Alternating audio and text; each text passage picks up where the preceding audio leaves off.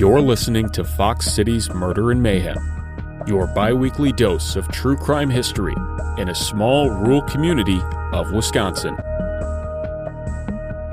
Hey everybody, welcome back to another episode of Fox City's Murder and Mayhem. I'm Eric. I'm Gavin. And Gavin, we're back again. Mm-hmm. And this is going to be the final Fox City's Murder and Mayhem for 2022. Yes, last regular Fox City's Murder and Mayhem. There's still more stories to tell, and we'll sprinkle them in here and there. But our last regularly scheduled episode, yes. Yeah. And we're going to start out this episode by saying that I lied last time, and I didn't do it on purpose. I didn't do it on purpose. But so people at home, it's been 2 weeks. But for us, we actually were recording yesterday, and I said the next story was going to have 3 people who died, and that's not true because I backburnered that. That story, we'll still do that story eventually. Are we getting a Christmas story? No, we're not going to get the Christmas story either. Okay. I backburnered it for the soap story, and I put this together. I started putting this together last night. Ooh. So this is like late last night. All normal people were asleep, and I put this together. And originally, when I started putting it together, I was like, "Oh, this is going to be a really good one." And then it got to be so good, I was like, "Bump that other story. Sorry, we'll do that other one later. This is a better story. If we're gonna wrap up this podcast, let's give it a good ending, at least for now. You know, it's not even, we shouldn't say ending, you know, but a good farewell for now. All right. Instead of just an average, somebody died. No, let's make it memorable. So I'm sitting here thinking, how are we going to make a soap story memorable? This is a soap story. Now, granted, it's no frozen head, it's no UFOs, it's not that, but here we go. It's the story of Jarvis Rogers Loper. Okay. 3 great names. Yes. I'm going to call him either Jarvis or Loper. I like the name Jarvis, though, so I'll probably just call him Jarvis a lot. Go with Jarvis. Yeah. He's born in New York in February 1835. So we're going back some years. 1835. He's raised a Presbyterian. His father, Isaac, was a candle maker. So think about it. This is the time frame we're dealing with.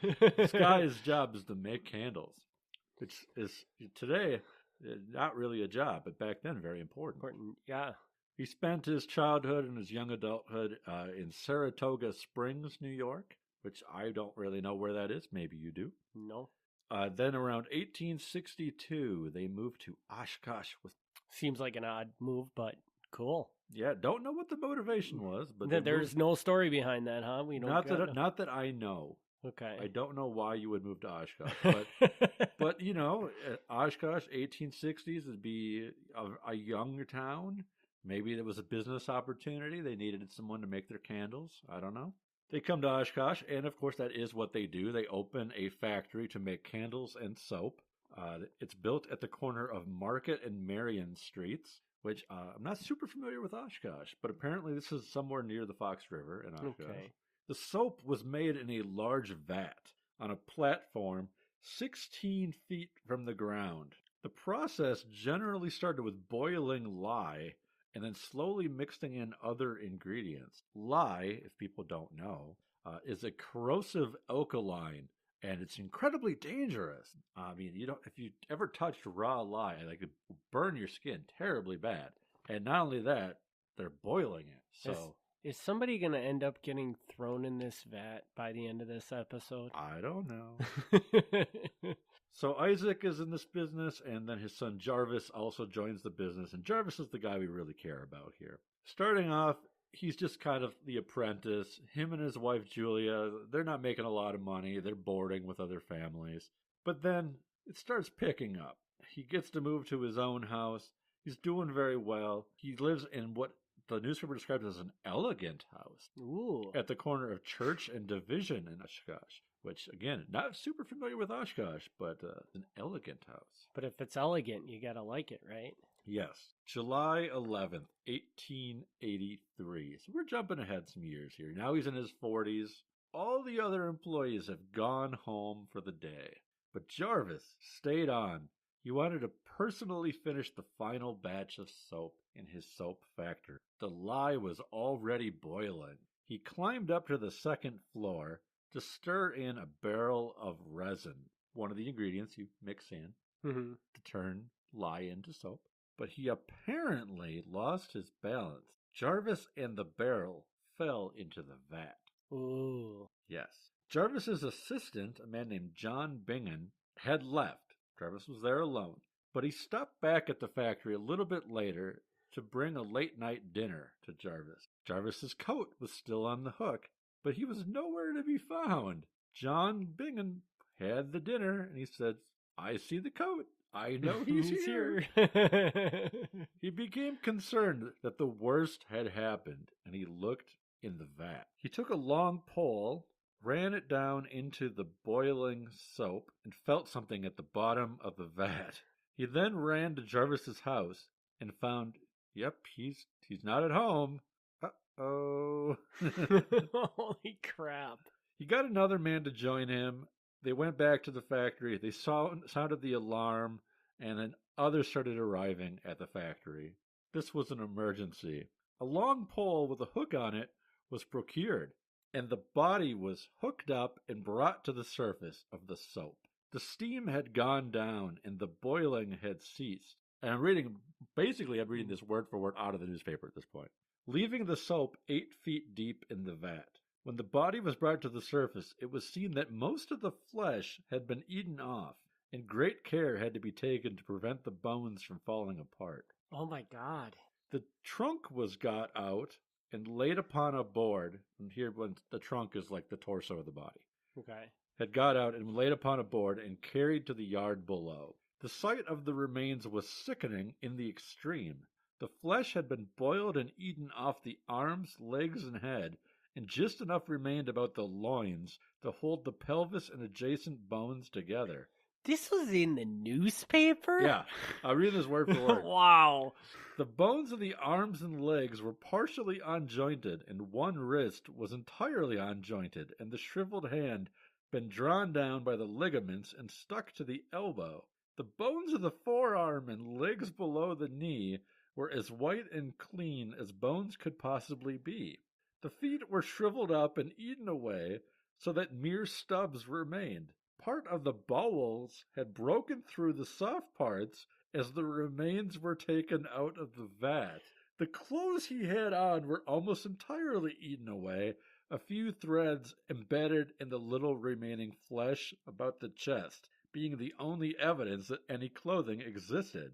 Of course, the remains were wholly unrecognizable, and other evidence had to be looked for to make a proper identification.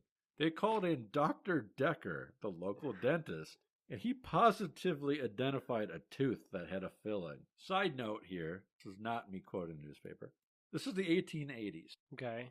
At this time, there were no x-rays, there was no laughing gas, so I just want to point out, He had a... if you went in for a filling at this point in time, that was probably not a great time. So I mean, I don't know anything about dentistry, but my guess is that would hurt. That would hurt. That would hurt. There's no x-ray to find it, so you have to probably prod around a little bit, and then you're not getting any anesthetic. So this guy must have had a really bad toothache if he's going in. What I also find interesting about that story is that he could identify us in a filling. Yes. Like a filling was enough for him to know, oh yeah, that looks like my work. Yeah. Like, I know, it's pretty weird, right? Okay. In the meantime, a metallic casket had been ordered from the undertaker, and the remains were placed in it and sealed up tightly. They removed it to the residence of the family at the corner of blah, blah, blah. So they got him out of there, right? That's good, right? Yeah. We're doing good. Okay. Loper had an insurance on his life for $13,000 through the Northwestern Mutual Life Insurance Company, which actually pretty significant, probably. Yeah, for I didn't do then. I didn't do the math on that one, but 1880s, 13,000. Yeah, that's pretty good money. Yeah. Growing out of some transactions about this insurance arose the rumor that Jarvis had made out his will just that afternoon. This is not true. There was a simple explanation for all of this. Some premiums on his insurance happened to be due at this time, and he paid to have his insurance renewed at the time of the premiums. Just a coincidence. There was nothing strange in the insurance or the will. Totally normal. This is, again, I don't know what the details. This is how the paper's like telling the story here. Okay. The only recent change in the will is he changed some payments from his first wife to his second wife. And there's nothing unusual about this because his first wife is very dead. So the changes are not weird. The will being made out to his second wife, not evidence that there's any foul play. Perfectly normal that your will would be made out to your wife. So the suspicions of people seeing him going in and adjusting his will and insurance, nothing weird going on. Perfectly normal. He's a very highly esteemed man. Many people turned out to the funeral. He's buried in Riverside Cemetery in Oshkosh. There is one other piece of the story, and that's, what are we going to do with the soap? I was gonna ask, so that did they just make the soap, or? Here's the thing. This was a great debate. They had the funeral. They buried him. They went back to the vat, and the vat still had the soap in it. And they said, "What do we do with the soap?" And the debate was this: we could either take it out, cut it up into the bars of soap, and sell it, or we can get rid of it. And they said, "Okay, here's the thing: if he had fallen into the vat, but we got him out in a quick enough point of time, even if he died, but we got him out quick enough, we could probably sell this soap. That'd be okay." Okay. They're like, "But he was in there a while." So, like, the soap's all full of, like, blood and guts and stuff. So, we probably shouldn't sell this soap. This is so bad. So instead, no, is this taken directly from the news article as well? I'm saying it in my own words, but this is that they really had this discussion. They really did debate whether or not they could sell the soap. They decided, of course, that that they couldn't because somebody wouldn't want a bar of soap that had blood and stuff in it. So they heated it back up to a boiling point, and they were able to bring it outside. They dug a ditch alongside Marion Road or Marion Street, whatever it is. And they dumped the soap in there and put dirt back over the top of it. So you could theoretically go dig this soap up if you wanted. Yeah, I mean, by now it's probably long gone. Yeah, I don't know what the shelf life of soap is, but in the 1880s, there was an 8-foot deep vat of liquid soap dumped outside in a ditch. So my guess is at some point in time, utilities came through. We're putting in some wires, and we're like, "Why the hell is there all this soap under here?" Yeah. So I'm still kind of working on this story. I want to add a little bit more about his life before the event. Actually make him more of a full-fledged, no pun intended, person. But yeah, like as soon as I was coming across this, I was like, we're bumping this story up. This is gold. This is gold because it's one thing to fall into a vat of soap and die that way. That's already a good story. Like, that's not a great way to go. But then you have the way the newspaper felt the need to describe it. And that is my first question for you, seeing as you've probably read a number of articles from this era. Yeah. I mean, have you ever read an article that is written like in that much graphic detail about an event like this? This is kind of an extreme case. This is not unusual. They were just by nature more graphic about news articles back then. Like this is very normal, and at least up through the 1910s, probably later, this was pretty normal.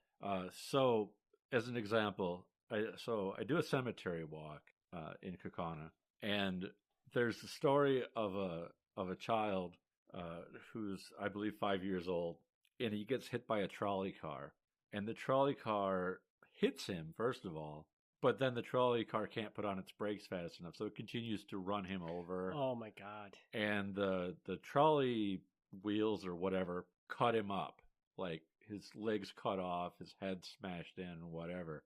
And the newspaper is not shy about this. it doesn't go into quite the detail they went into here, but still the same thing where they're like the arm was sliced in two and the head was found 15 feet away, and they're really graphic about it. And what I find disturbing about that is not so much that it's the graphic, because this is seriously how they did the reporting. And if somebody committed suicide, like, they'd report that and they'd say, like, pieces of his brain matter were found in the next room. Like, you would never get away with that now. But that used to be normal. But what bothers me about it is you have this family and they got to go out there and they got to pick up their 5-year-old child who is mangled. Like, I mean, he's not just dead, he's mangled. And then the next day, they have to read about vivid detail. They pick up their newspaper, and the cover story is like 5-year-old boy mangled. Like, yeah, that's really what they want to see. Well, and that's when, as you were reading that, that's the first thing I went to was like, God, wouldn't the family just be outraged by this article? Right. But then again, you got to look at it. That's how they wrote it back then. So you probably just didn't. It probably didn't bother you that much. I don't know how the family felt about that sort of thing, but yeah, that was normal. Like, this is a little more. The soap one is a little more extreme than usual, but it's not out of the ordinary at all. So yeah, I don't know how the family. I specifically used the other one example because in my mind, there's a big difference between an adult and a child. And to be that graphic about a little kid is... Yeah. Who wants to read that? I'm surprised we haven't done an episode on that story. Or is that new to your... It's not new to me, but there's not really much of a story besides that. Other than... Well, you just did the story, essentially. Yeah. I mean, if you want me to read it word for word, like, we could do that. And it's worse than what I said. But other than that, I mean, the kid's 5 years old. It's not like he has a life story, right? He's playing in the street. That's about it. And yeah, so me, 100 plus years on, me reading it, like, yeah, I mean, I'm entertained in a morbid way, but I can't imagine in the time being like, yeah, some kid's all ground up. Like, that's awful. Yeah, and so, like, as you're reading that article, I can kind of smile about it and be like, holy crap. But I think if I picked up my newspaper and read that in my newspaper day after it had happened to somebody, I'd be like, what are you doing? Like, right. Oh, absolutely. Yeah. So, being this far removed, like, like I said, maybe entertaining is not the right word, but it definitely catches your interest. Mm-hmm. But yeah, you cannot write that about somebody like the day after they died. Like, yeah, and that not are cool and not compassionate to the family whatsoever. No, and I mean, and they write nice things about the family and stuff. But after that, they get all the other stuff out of the way, and like, oh yeah, by the way, the family is grieving. Like, yeah, no doubt the family's grieving. Like, it's awful. Yeah, I guess I don't really have any questions about this one. It definitely was an eye opener, man. Yeah. So, like I said, when I get this posted online, I have a few more articles that I was able to get, but didn't get to type up. So I wanted to kind of tell a little bit more about the guy's life and who he was, and what I don't know at this point, but I think would be interesting is kind of see what happened to the soap factory. Yeah. I mean, yeah, because you would think, like, after an event like that would be kind of detrimental to their business. That's what I'm wondering. Like, did they just shut it down or did another family member take it over? I don't know. So it'd be kind of nice just to add that on as obviously it's not there today, but it'd be curious to see if this was the end or if it carried on for a while. And when you were talking about how the life insurance and how the will had been changed that day. Yeah. Was that taken directly from the article too? Yeah, I mean, I maybe changed a couple words here and there, but yeah, that was all in the newspaper. Because just as you read that, it almost sounded like they were trying to convince everybody that this person hadn't committed suicide, which I just thought was also very weird for a news article too. Oh. The way it was worded, it just sounded like, they were trying to convince everybody, hey, this wasn't a suicide, which I just thought was unusual. Yeah, I suppose it could be taken that way. Yeah. I mean, the whole thing is, who knows? Yeah. Maybe the assistant pushed him in. I mean, then made up a story afterwards. Yeah, I mean, it was like, when I showed up with his dinner, I found him like that. Yeah, because it is kind of weird too that this guy came back. Yeah.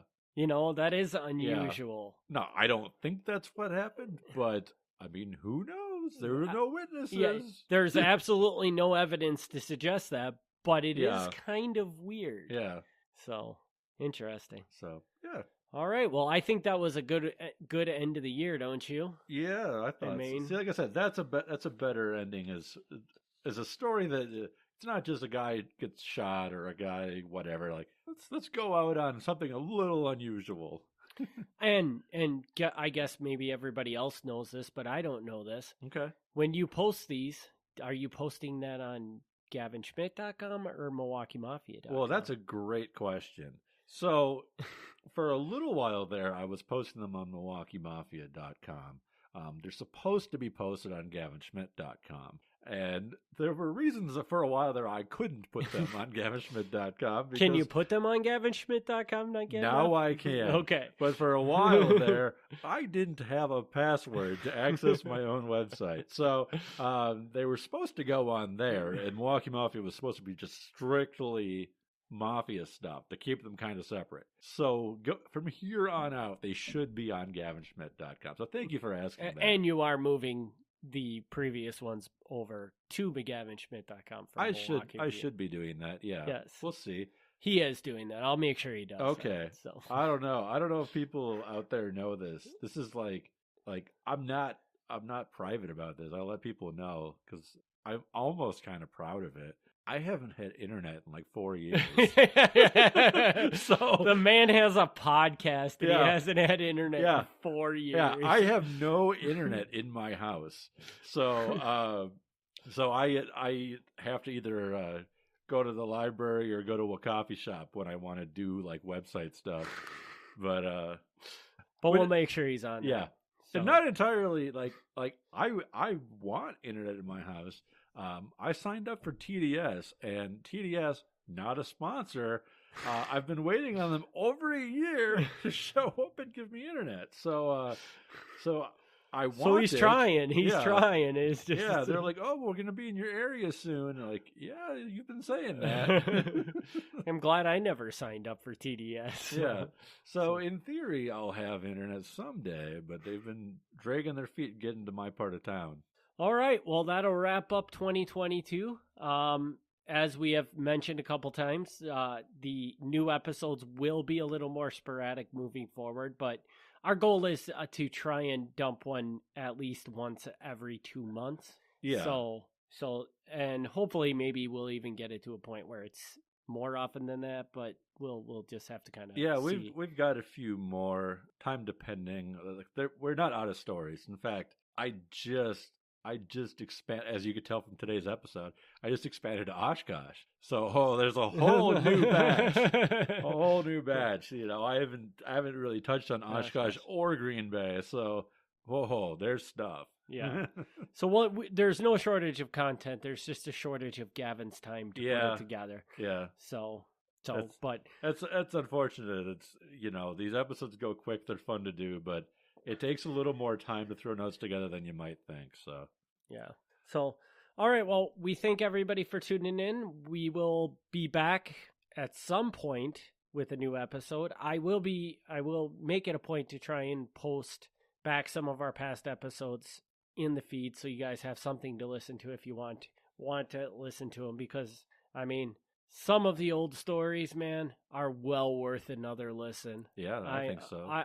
My first one is going to be the guy eating the bed springs. Just so you guys know, that's my personal favorite episode. So if you never heard about the guy eating bread springs, hang tight because it's coming and you can hear it again. Yeah. So that's Porter Ross. And that is actually one of my all-time favorites as well. Yeah. So all right, thanks everybody for tuning in. We'll be back, and yeah, I think that's it. All right. So long for now, everybody. Thanks for tuning in to Fox City's Murder and Mayhem. Join us in 2 weeks for another exciting episode of Murder and Mayhem.